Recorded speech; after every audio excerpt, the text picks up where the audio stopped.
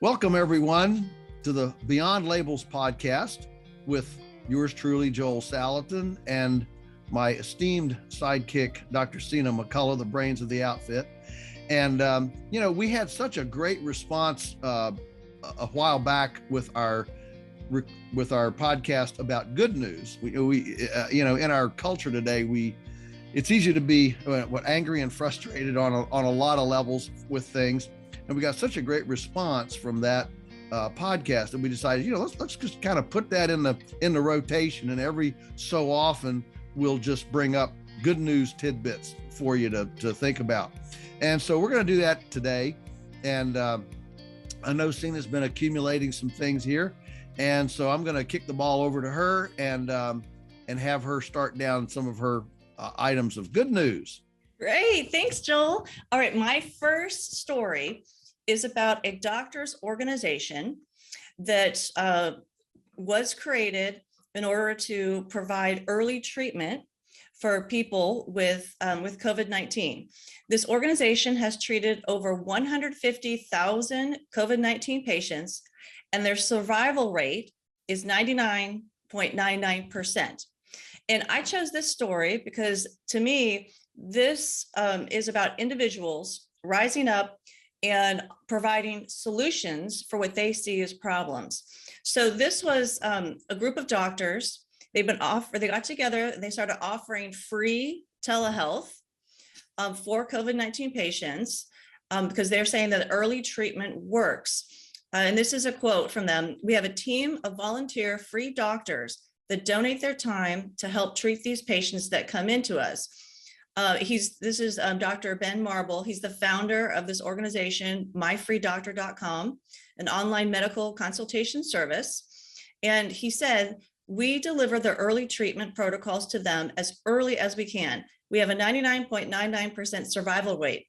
So I believe that myfreedoctor.com, the free volunteer doctors, have settled the science on this. Early treatment works, period." And so they're using Dr. Peter McCullough's treatment protocol with hydroxychloroquine, ivermectin, monoclonal antibodies, prednisone, and other low-cost generic drugs, and also vitamin D, vitamin C, vitamin zinc, as well as others. And what I love about this is that they're being bold. He says, "We're trying to let the message be known that early treatment works, because that message is being suppressed. The message that the disease is treatable is actually being suppressed." And the article goes on to say that early treatments were and continue to be discouraged by the CDC, whose guidelines since the beginning of the pandemic up until January of 2022, they only focused on people self-quarantining for 14 days, keeping hydrated, taking analgesics, and only seeking hospital care when they can't breathe or they turn blue. They also warned people to not take any medications that were not approved by them, not approved by the FDA for COVID-19. So I love this story because these are people that are in the trenches, right? These are the doctors who are seeing what's actually happening on the ground, and they're taking the initiative to do something about it in spite of the backlash they may receive. Right. So I love that. Yeah, let me just ask you a question on this. To me, when you say early prevention, how do you, how early is early, and what are symptoms? Okay, so I'm a parent, I've got a child. How do I know when to contact these folks that puts me in that early category? What's the what's the definition of early treatment? Yeah, so this is going to vary per individual, right? But the earlier the better is what they're finding out. So in most of these situations, they're going to want you to have a COVID test. So, I have to say, I love what this doctor organization is doing. My approach to COVID-19 was different, and that I don't use the pharmaceuticals, I don't use the testing that's out there. I don't believe in it. But for anybody who wants to do this route, you would test, right? As soon as you test positive, like test as soon as symptoms appear, and as soon as you test positive, you schedule an appointment with them or somebody who will provide you with early treatment, and you start the treatment protocol. You don't wait, as the CDC has advised people, I mean, they're literally saying wait, or they were saying wait until you're turning blue, or, you can't breathe, having difficulty breathing, and then come into the hospital. So instead of doing that, they're saying as soon as the symptoms appear and you know that this is COVID-19, begin the treatment. And I'll say that, so this group of doctors doing this, and other individuals are also standing up, these other individuals who are in the trenches. So I have a family member here in Virginia. She's a nurse, and she and one of the doctors that she works for got really tired of having patients die based on the government approved protocol. So they also stood up, and they've created their own, it's a nurse home assessment and follow up. And there's tele-visits with the physician. She'll actually go to the home, and they'll prescribe these medications that other doctors won't prescribe because they're not following the protocol. And when I asked her, I said, this is you're putting yourself in danger here, like backlash, potentially losing medical license. And I said, why are you actually doing this? And this is what she said to me: I'm doing it to keep people out of the hospital and out of the graves. The treatment protocols, the government treatment protocols, are by and large ineffective. The hospitals are understaffed and unable to provide adequate care. Patients are isolated from families, which is incredibly harmful. And by the time someone is admitted to the hospital, they're already very ill. Early treatment is key at preventing hospitalization and death. So another example of a group that's saying, people who are standing up and saying, we can, you are more powerful than you actually think. We need to get the message out that early treatment works, and we need to start offering it to people. So what you're saying is, I mean, there's a kind of an emotional stigma to thinking you're really sick early. I'm not feeling good. This will pass. That sort of. So what you're saying is that this group is saying,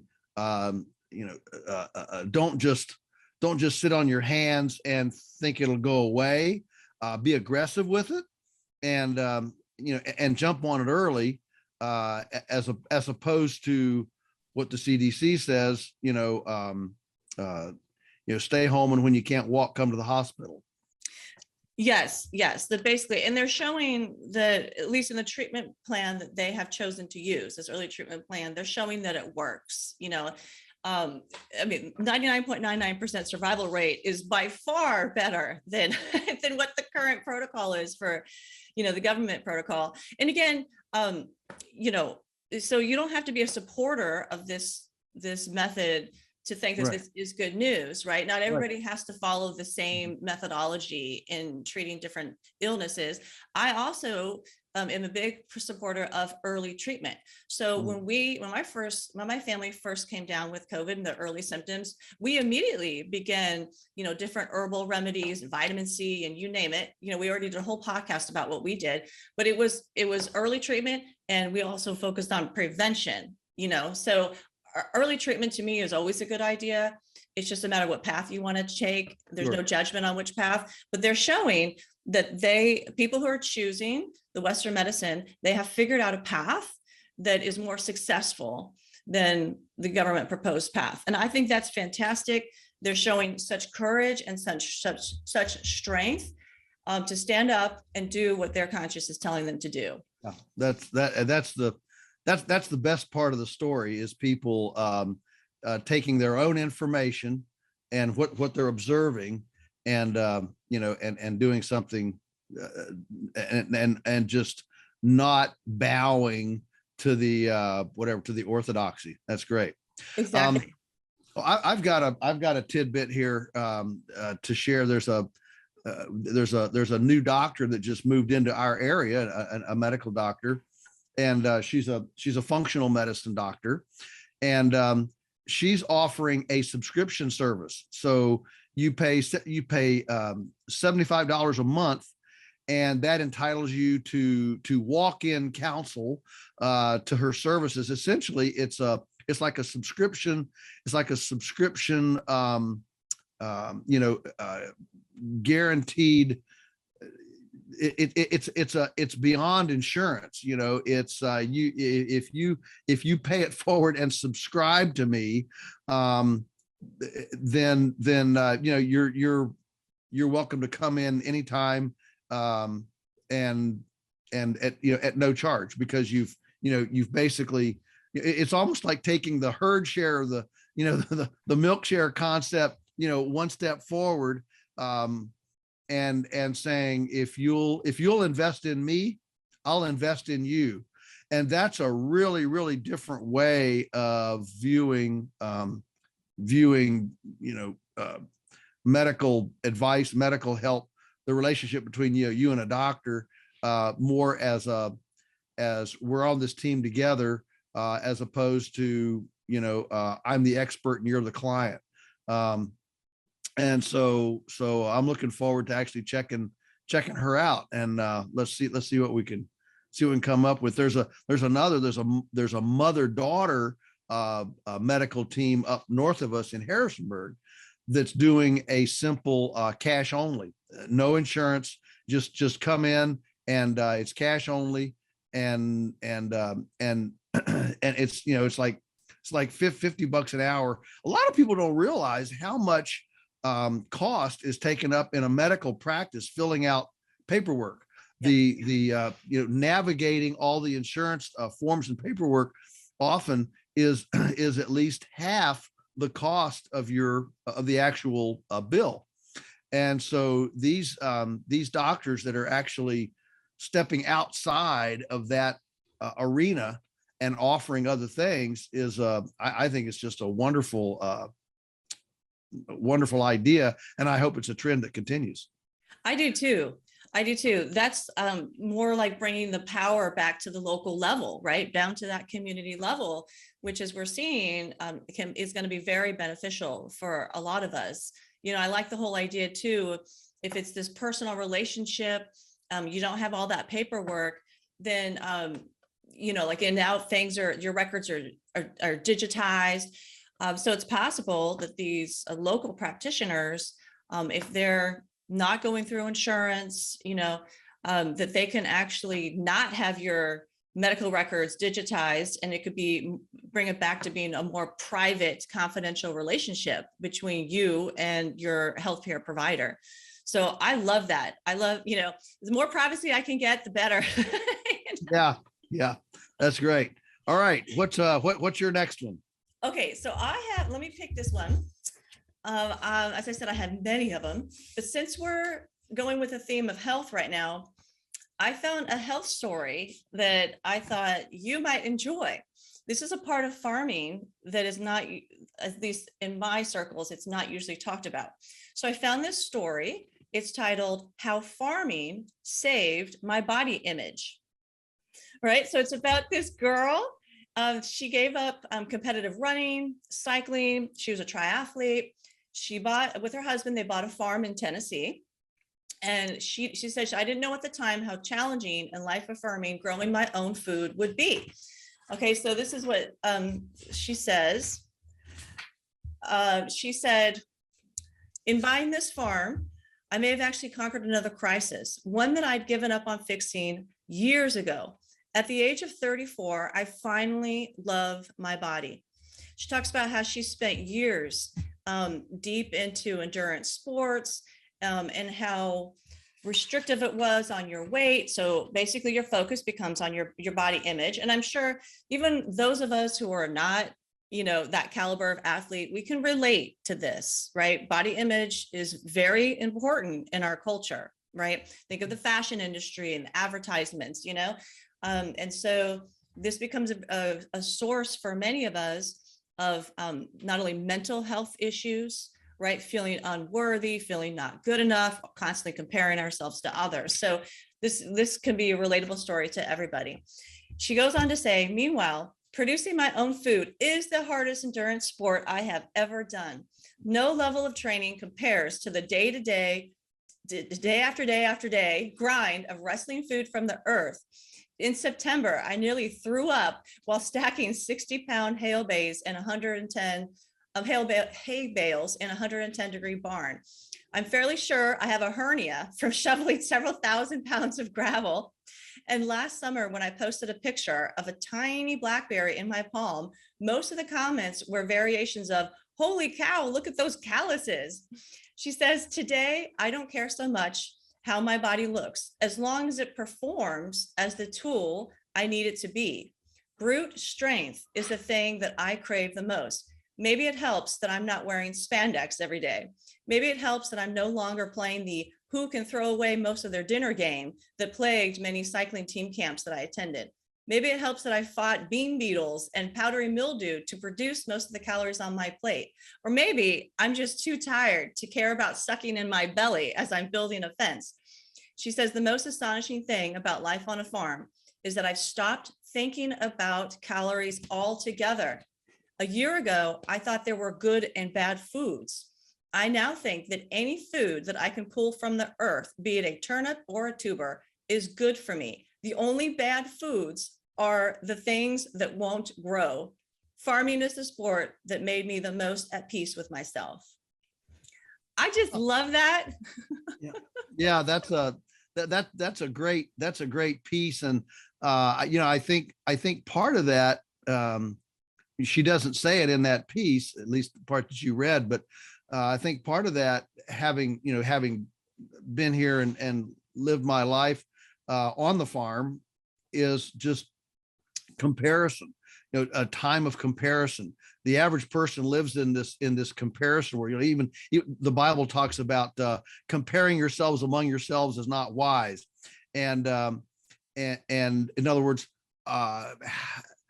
viewing the image of myself viewed from what I see at other people. We have this incredible celebrity culture. Then we have social media culture. I mean, the self-image, especially of young people today. I mean, if they post something and don't get a like in 10 minutes, suddenly, oh, the world has forgotten about me. And so the beauty of being out here on the farm, I certainly identify with what this lady says. You're not immersed every moment in other people's other people's comparisons. You're actually coming alongside, working often alone, so that you're simply doing things. And that's a really healthy place to be simply just doing things and not comparing things.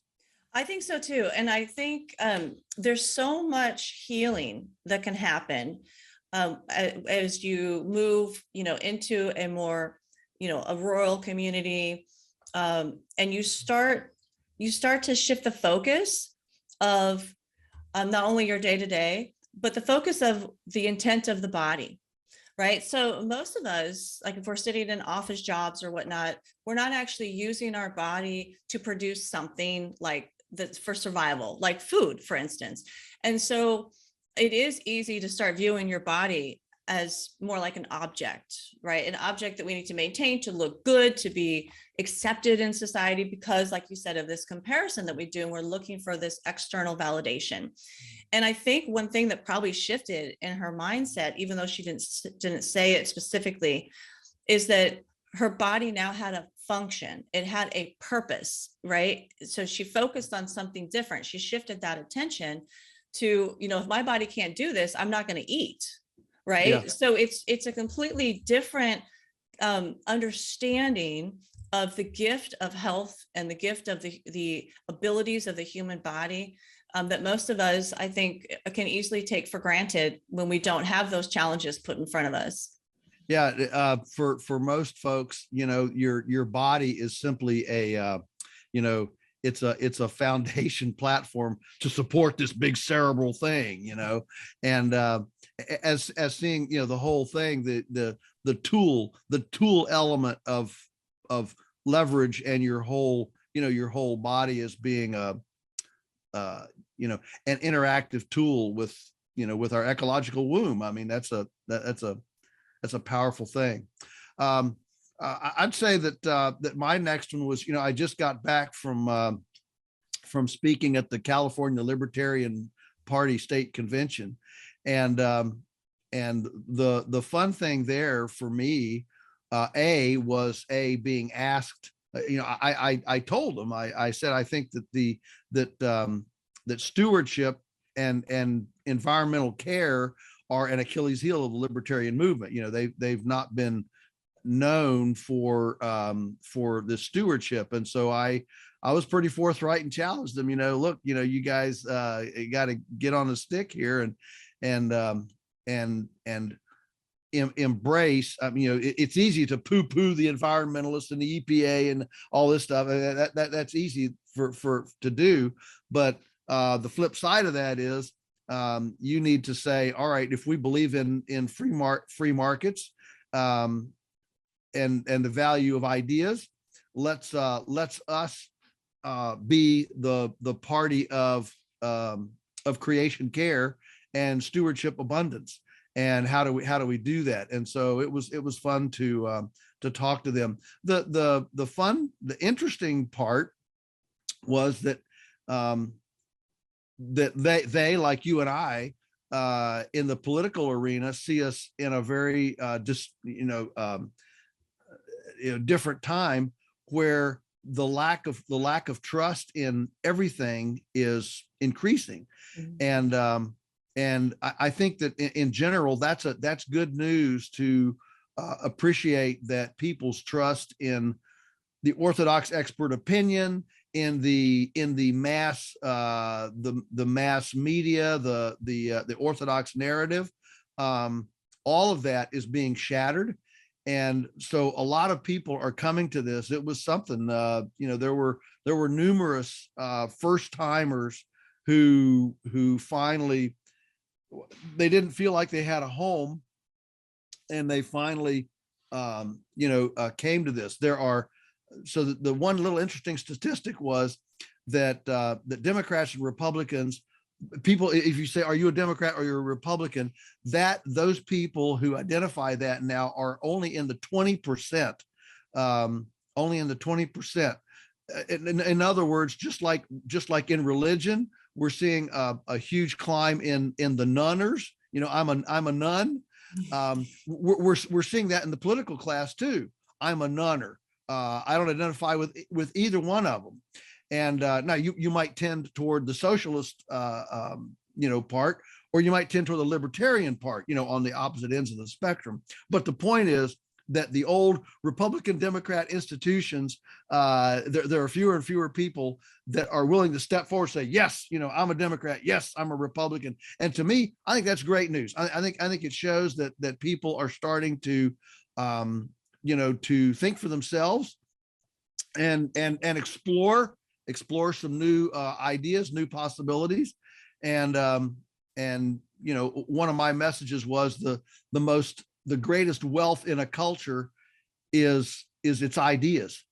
Mm-hmm. And so it was good to go and be with folks who absolutely across the board were questioning things and were willing to truly embrace ideas, not ideas that fit in their paradigm. And of course, the libertarian problem is they're all mavericks, bunch of loose cannons, and so it's really hard to hard to get cohesiveness. But I found that kind of universal idea that we question. It's good to stimulate that kind of questioning. I absolutely love that, because, I don't identify either as a Republican or a Democrat. So it really resonates with me where they're coming from. And I think that's great news. Like, that's probably the best news actually out of this whole podcast. Because I think that when we have this two-party system, it's very divisive, right? I mean, you don't even have to, it seems as though it's when someone finds out, like, oh yeah, I'm a Republican, or oh, I'm a Democrat.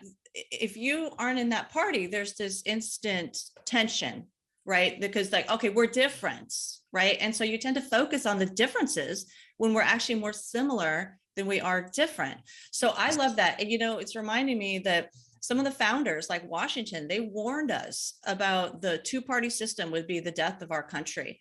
So this is really good news, because if we can get past these labels, these political labels, and see each other as individuals first, and then it takes away some of the emotional component to it, right? It calms down your nervous system, so you can have more of these rational discussions to try to compromise and come up with solutions, and like you said, think outside the box.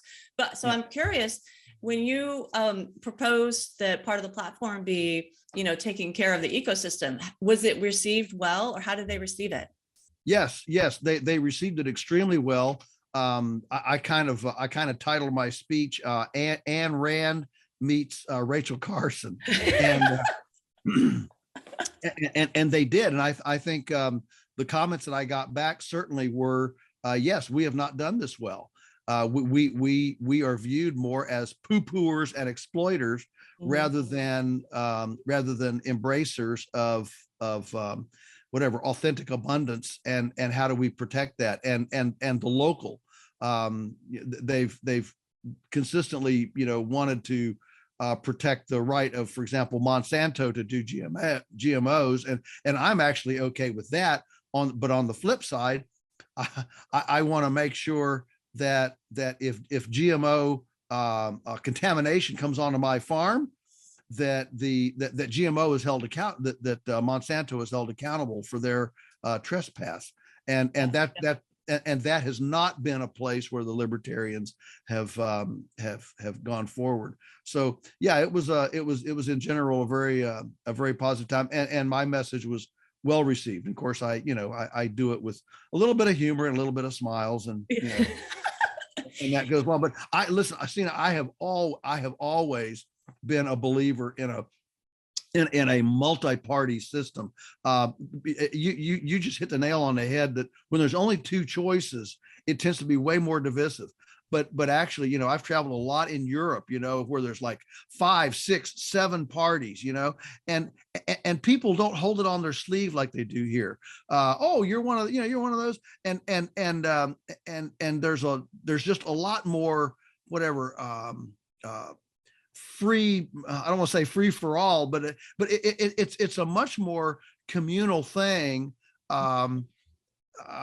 there than it is here, where we just have these two things. I think we'd be much better to have 3, 4, 5 parties, where let's say the winner gets 30% or 35%. Suddenly, they wouldn't have this mandate to come in and change everything, and so I think the additional choice would change things. And so no, people who know me know I've voted Libertarian most of my life, and I don't consider it throwing my vote away. I consider it investing in additional choice, and so that's where I am. Not to get all too political, but I just think that preserving ideas, which is partly preserving choice, is a powerful thing in food and farming, as well as social constructs.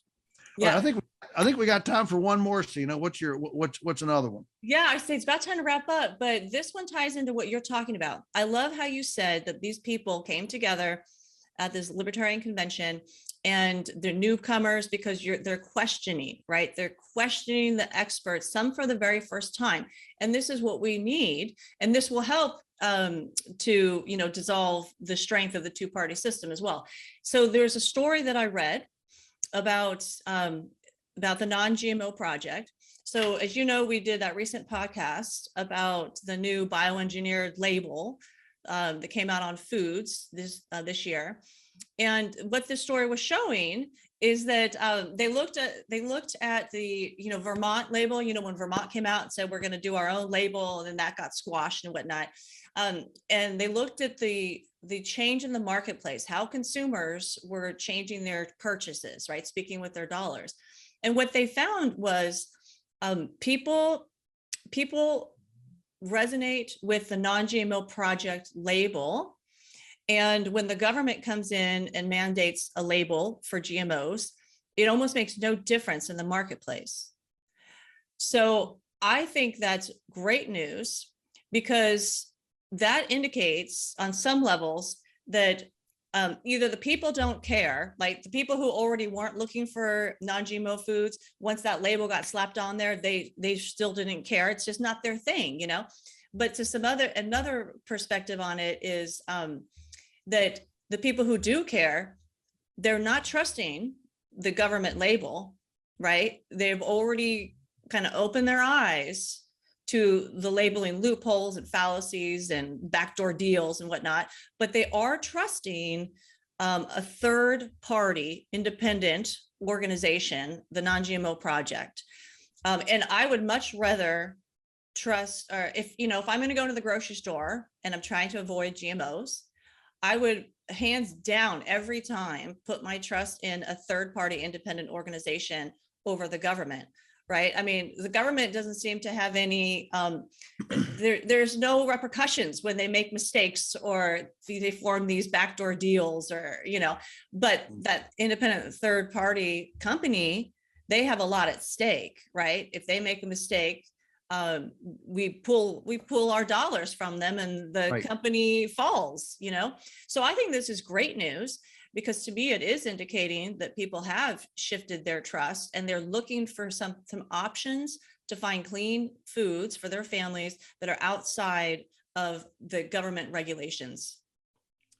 That is great news, and it shows that the populace, if you will, there are more and more people that are having these discussions and that are waking up, and I think that that one of the key things that this whole kind of disturbing cultural time is stimulating is people are more concerned about their health, just because look, if you have to flee to the hills, if you have to flee to the farm, if you've got to if you've got to disentangle from the system, the one thing you don't want to lose is your health. You don't want to be out here,